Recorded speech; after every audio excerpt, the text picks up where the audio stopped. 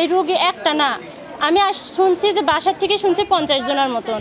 এখনও মানে আসতে আরও এসব বেডগুলো একটাও ফাঁকা ছিল না। মানে এসব বেডের থেকে মানে সব রাজশাহী হোক পাবনা হোক মানে বড় বড় মেডিকেলে পাঠাই দিচ্ছে। আমরা বেলা 11:30টার সময় জানতে পারি যে ও অসুস্থ, অজ্ঞান হয়ে যাচ্ছে ভাই বারবার। ঠিক আছে, ডাক্তার সদরে আসি ও ভর্তি করা, এখন আল্লাহ দিলে একটু সুস্থ আছে। এখন কি সমস্যা এটা আল্লাহ পাক ছাড়া কেউ জানে না ভাই। চাই না 3টার পর থেকে আমার খুবই অসুস্থ। পরে আমি বলছি আরেকজন যা বলছি ভাই আমাকে ছুটি দেন তো আপা, উনি বলছে ওই সুপারভাইজারের কাজ যাতে হবে, ওই সুপারভাইজার বলছে ওই সুপারভাইজারের কাজ যাইতে হবে। পরে আমি আর চলতে পারি না, আমাকে এক মেয়ে সঙ্গে করে নিয়ে আসি, বাসায় রেখে গেছে। পরে আমি নাবাস অবস্থা আমার ছেলের বড় আইনি ভর্তি করেছে এই জায়গায়। ভয় করছে এরা ওখানে চাকরির ভয় করার কারণে কেউ জানায় না এই বিষয়টা।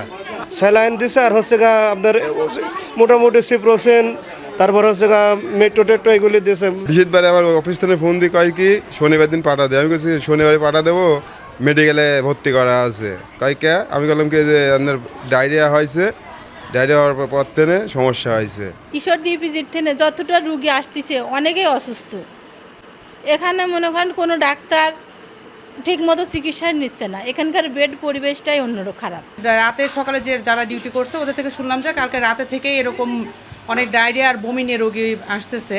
তো এবং বেশিরভাগ যখন আমাদের একটু সন্দেহ হলো আমরা পরে হচ্ছে জিজ্ঞেস করে জানতে পারলাম না সবগুলাই হচ্ছে ইপিজেড থেকে চাকরি করা। আর আমি 2:30 থেকে ডিউটি করা হয়েছে, এ পর্যন্ত আমি 4-5টা ভর্তি দিছি। তারপর 2-3টা খারাপ হয়েছে, সেগুলো ট্রিটমেন্ট একটু চেঞ্জ করে দিছি, কিছু রেফার করে দিয়েছি যেগুলো আমাদের এখানে ভালো হচ্ছে না। উন্নত চিকিৎসার জন্য আমাদের কিছু রোগী রেফারও আছে।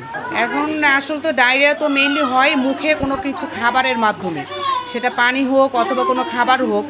এখন এটা আমরা এখনও ওইভাবে বলতে পারতেছি না, যেহেতু ওরা যেটা আছে একই ধরনের পানি খায়।